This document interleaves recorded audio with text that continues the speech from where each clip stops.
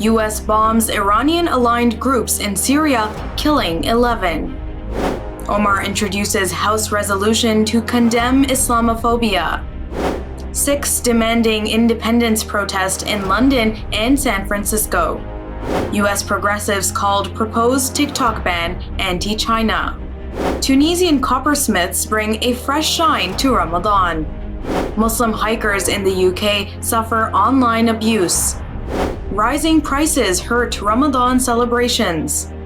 Court rules that Greta Thunberg can sue Sweden.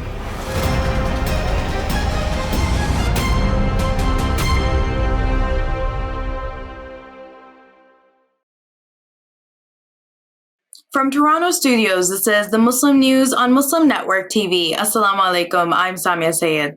Our top story tonight, the U.S. military carried out multiple airstrikes in eastern Syria on Thursday. This was against Iran-aligned groups who are blamed for a deadly drone attack that killed a U.S. contractor and wounded another. That attack also killed 5 American service members. Thursday's U.S. raids killed 11 pro-Iranian fighters, according to a UK-based war monitor, Al Jazeera reports. The United States maintains an estimated 900 troops in Syria and even more contractors, including in Syria's north, south, and east. Minnesota Congresswoman Ilhan Omar announced a new resolution condemning Islamophobia and commemorating the 2019 New Zealand mosque massacre. She was joined by Democratic House colleagues and activists outside the U.S. Capitol Thursday on the first day of Ramadan. Omar's office said the resolution, which is co-sponsored by more than 20 House Democrats, comes after continued violence and threats made against religious minorities, particularly Muslims. On March 15, 2019, an Australian white supremacist murdered 51 Muslim worshippers at 2 mosques in Christchurch, New Zealand. Omar said that tragedy was a stated source of inspiration for mass shootings in the United States. Among others, these include the deadly synagogue shooting in Poway, California. Omar said to confront the evils of religious bigotry and hatred, we must continue to understand that all of our destinies are linked. Michigan Congresswoman Rashida Tlaib on Wednesday reintroduced legislation to ban the collection of medical debt for 2 years and prohibit it from appearing on patients' credit reports. First introduced in 2021, Tlaib's Consumer Protection for Medical Debt Collections Act would safeguard people who got sick and could not afford medical care due to their broken healthcare system. The bill passed the House last year and was included in the Comprehensive Debt Collection Improvement Act, but the Senate declined to take it up the measure. Nearly 1 in 5 adults have 1 or more medical debt collections listed on their credit report, Tlaib said.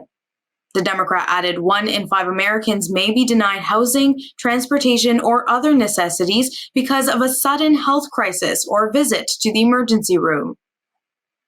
The Kaiser Family Foundation reports that U.S. adults owe at least $195 billion in collective medical debt. The U.S. Consumer Financial Protection Bureau estimates around $88 billion worth of that debt is reflected in patients' credit reports. The hunt for a hardline Sikh separatist in India's western state of Punjab has snowballed into a diplomatic clash with the United Kingdom. This is after attacks on India's High Commission in London by supporters of Amritpal Singh. Britain's Foreign Secretary James Cleverly said on Wednesday that the UK will review the unacceptable acts of violence towards the mission staff. On Sunday, a day after Punjab police launched its operation to arrest Singh, his supporters in the UK pulled down the Indian flag at India's High Commission in London. Protesters also smashed the building's window in a show of anger. The BBC and Indian media reported protesters with Khalistan banners detached the Indian flag from the first-floor balcony of the diplomatic missions building. Khalistan refers to the separatist movement that seeks to create a homeland for Sikhs by establishing a sovereign state called Khalistan in the Punjab region. Khalistan movement supporters also vandalized the Indian consulate in San Francisco on Monday, triggering a strong protest by New Delhi. The Khalistan movement has support in multiple countries with sizable Sikh diasporas, such as the UK, the US, Canada, and Australia. Civil and digital rights groups this week joined progressive U.S. lawmakers in opposing bipartisan proposals to ban the social media platform TikTok. On Wednesday, 16 organizations, including PEN America and the ACLU, argued in a letter that proposals to ban TikTok risk violating First Amendment rights and setting a dangerous global precedent for the restriction of speech. TikTok is used by more than 1 in 3 Americans. The groups opposed to the legislation also said that the proposals do not adequately address the privacy concerns purportedly behind the ban. They also argued that efforts to ban it are rooted in anti-China motives. A Senate bill would grant the U.S. Department of Commerce power to prohibit people in the U.S. from using apps and products made by companies based in China and what it calls other foreign adversaries. TikTok is owned by Beijing-based ByteDance. The founder of a Muslim walking group is speaking out after a partnership with a sportswear brand sparked racist abuse online. Muslim hikers teamed up with Adidas, Terex, and Wiggle in a bid to make the outdoors a more inclusive space. Harun Mota of Coventry said the group has received disgusting and shocking abuse since the announcement. In a video posted on Twitter, Mota encouraged the community to stand together against the hatred. He said it was not the first time the group had received such horrible comments. Muslim Hikers is a community walking group that set up during lockdown in 2020 to encourage Muslims to get outside. It is open to people of all backgrounds. The group teamed up with brands to identify barriers with praying outdoors, creating prayer mats to make it easier for Muslims to pray when hiking. The group has been the subject of racial slurs after appearing in a BBC Country File special last November. A story on how Tunisian Coppersmiths bring a fresh shine to Ramadan comes with details after the break, so stay tuned and we will be right back.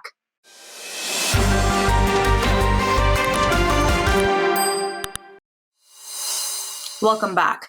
The eve of Ramadan is a frantic time for Tunisian coppersmith Chedli Mahraoui. That's because he skillfully puts a new shine on family favorite kitchenware before the month of fasting. From couscous pots to beloved tea sets, the metalware gets a professional polish from the 69-year-old craftsman who labors away solo at his workshop in the old city of Tunis. Mahraoui scrubs items and uses a method known as hot dip tinning, where he coats the copper with a thin layer of tin to stop metal oxidation. The process makes pots gleam like new. Mahraoui says he is proud to be among the few still practicing the time-honored craft in the ancient North African city. He said it's a tradition that has existed for centuries and it's still alive. But he also said that each death among my colleagues is a loss for this profession and a step towards its disappearance. A Burmese military pilot project to repatriate about 1,000 Rohingya refugees from Bangladesh is being called a PR campaign. Last week, a delegation from Burma visited the world's largest refugee camp in Bangladesh's Cox's Bazar district. That district is home to more than 1 million Rohingya refugees, most of whom fled the genocide at the hands of the Burma's military junta in 2017. Soldiers killed, tortured, and raped Rohingya Muslims and destroyed their properties as part of a scorched earth campaign. Nason Lwin is co-founder of the Free Rohingya Coalition. He told Al Jazeera that the decision to repatriate just 1,000 refugees seems to be an attempt to ease pressure from China and other countries. The Burmese delegation's visit to the camps in Cox's Bazar is believed to be brokered by China and facilitated by the UNHCR.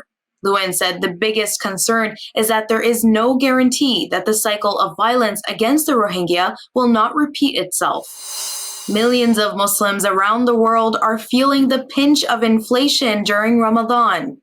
As a result of Russia's invasion of Ukraine, food and energy prices have been soaring.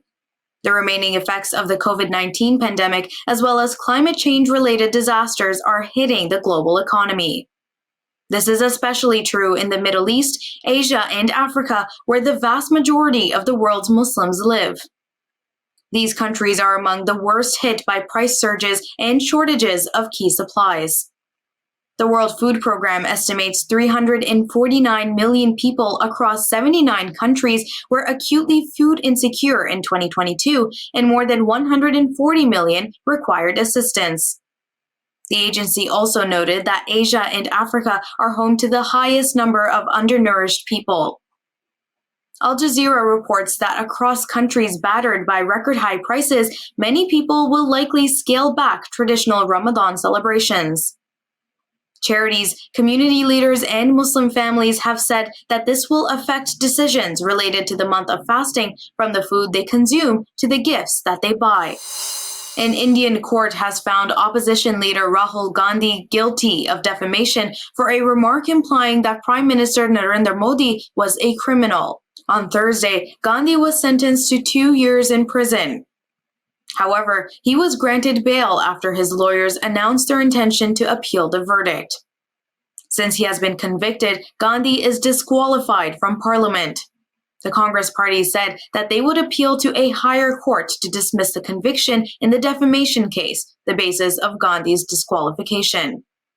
Modi's government has been widely accused of targeting and silencing critics through the country's courts. A Swedish court on Tuesday ruled that hundreds of youth climate activists, including Greta Thunberg, can collectively sue Sweden. This is for the government's insufficient climate policy. More than 600 people under the age 26, including Thunberg, signed the 87-page document that is the basis for the lawsuit. It was filed in Stockholm in November. Anton Foley of the youth-led group Aurora, which prepared and filed the class action suit, said Sweden has never treated the climate crisis like a crisis. Per the 2015 Paris deal's goal, activists argue Sweden's climate action is insufficient to be in line with its share of limiting global warming to 1.5 degrees Celsius by the end of the century. Therefore, it constitutes a violation of human rights, they said.